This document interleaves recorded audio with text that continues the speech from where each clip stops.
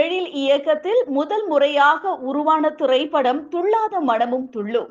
இத்திரைப்படம் தற்பொழுது 25 வருடங்களை கடந்துள்ளது. இதை கொண்டாடும் விதமாக துள்ளாத மனமும் துள்ளும் படத்தினுடைய 25 வருட விழா சிறப்பாக நடைபெற்றது. இவ்விழாவில் தற்பொழுது தேசிங்கு ராஜா 2 என்ற படத்தை எழில் இயக்கி வருகிறார்.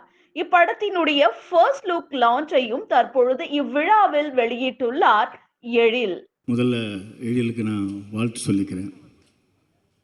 என்னுடைய கேரியரில் ஒரு ஒரு ஒரு பெஸ்ட் ஃபிலிம், ஒரு மாஸ்டர் பீஸ் அப்படின்னு தான் நான் நினைக்கிறேன். இன்றைக்கு வரைக்கும் அந்த பாட்டு கேட்டுட்ருக்குது. துள்ளாத மனம் துள்ளுமுடைய இயக்குனர் அவரை முதல்ல என்னால் மறக்க முடியாது. ரொம்ப வித்தியாசமான ஒரு ஒரு அனுபவம் அந்த படம். நான் யார்கிட்டையும் போய் சான்ஸ்லாம் கேட்டதே இல்லை. இயற்கையுடைய என்னப்படி நான் ரொம்ப சின்ன வயசுலேயே எங்கேயும் சான்ஸ் கேட்காம யாரிடத்திலும் உதவியாளராக இல்லாமல் நேரடியாக சினிமாவுக்கு சின்ன பூவமெல்ல பேசு என்ற படத்தில் அறிமுகமாகி மக்களிடையே இசையை செய்து கொண்டிருந்தேன். நான் ஒரு படத்துக்கு சான்ஸ் கேட்டு போனது துள்ளாத மனம் துள்ளும் படம் தான். இதை நான் இங்கே சொல்லி ஆனந்தப்படுறதுக்கு விரும்புகிறேன். அதாவது இந்த படத்துக்கு நான் மியூசிக் டைரக்டர் கிடையாது. துள்ளாத மனம் துள்ளும் படத்துக்கு நான் மியூசிக் டைரக்டர் கிடையாது. யாரோ ஒரு புதுமுகம் பண்ணி வச்சுருந்தாங்க. அவங்க கதை டிஸ்கஷனில் இருந்தாங்க. இவர் என்னை ஆளாக்கிய தெய்வங்கள் ராபர்ட் ராஜசேகரனுடைய அசிஸ்டண்ட்டு. ஸோ இவரை பார்த்த உடனே சரி, எங்கள் டைரக்டரோட அசிஸ்டண்ட்டு முதல் படம் பண்ணுறாரு, சூப்பர் குட்டில் பண்ணுறாரு அப்படின்னு ரொம்ப மகிழ்ச்சியாக போய் ஒரு ஆர்வத்தில் என்னங்க கதைன்னு கேட்டேன். ஏன்னா நானும் அந்த இடத்துல கம்போசிங்கில் இருக்கேன். அவர் அந்த கதையை சொன்னார்.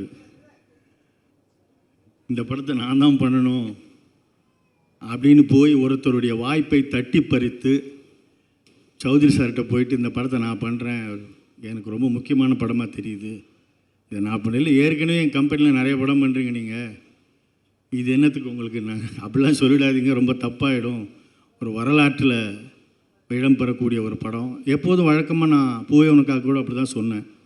ஒரு 275 நாள் ஓடுற கதையை கேட்டேன் சார் என்ன.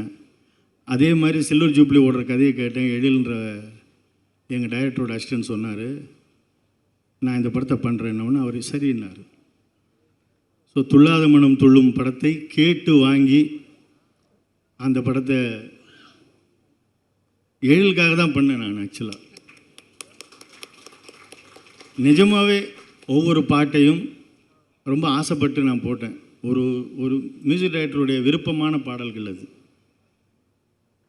இன்னிசை பாடி வரும் இன்னி வரைக்கும் கேட்குதுன்னா அந்த படத்தை அந்த பாட்டுக்கு உருவாக்குறதுக்கு நாங்கள் எவ்வளோ டைம் ஸ்பெண்ட் பண்ணியிருப்போன்னு எங்களுக்கு தெரியும். ஸோ ஒரு சேலஞ்சிங்கான ஒரு படம், ஓடியே தீரணும். முதல் தடையாக ஒரு காம்பினேஷன்லேருந்து ஒரு புது டைரக்டருக்கு நான் பண்ணுறேன். அது வரைக்கும் விக்ரமன் சாருக்கு பெரிய பெரிய ஹிட்டுங்க. ஸோ ஒரு நியூ டைரக்டருக்கு, ஒரு பெரிய ஸ்டார் ஆகிட்ட விஜய் சாருக்கு அந்த படத்தை வெற்றி படமாக ஆக்கியே தீர வேண்டும் என்ற ஒரு கட்டாயத்தில் பண்ண படம். ரொம்ப நல்லா பண்ணார் எழில். ஒரு ஒரு ஆமாம், மியூசிக்கல் படம் பண்ணுறது ரொம்ப கஷ்டம் உண்மையிலே. பாட்டாக வந்துக்கிட்டே இருக்கும். இந்த இன்னிசை பாடி வரும்ன்ற ஒரு பாட்டு 4 தடவை வரும். எப்படி மக்கள் அதை ரசித்தார்கள் என்று இன்னமும் தெரியவில்லை. ஏன்னா அது ஒரு மேஜிக்கு. அதை கொஞ்சம் கரெக்டாக பண்ணணும் அப்படின்றது ஒரு இயக்குனர் கையில் இருக்குது. அதை அவர் ரொம்ப அழகாக பண்ணார். அந்த படத்தில் இருந்த எமோஷன் ரொம்ப நல்லா இருந்துச்சு.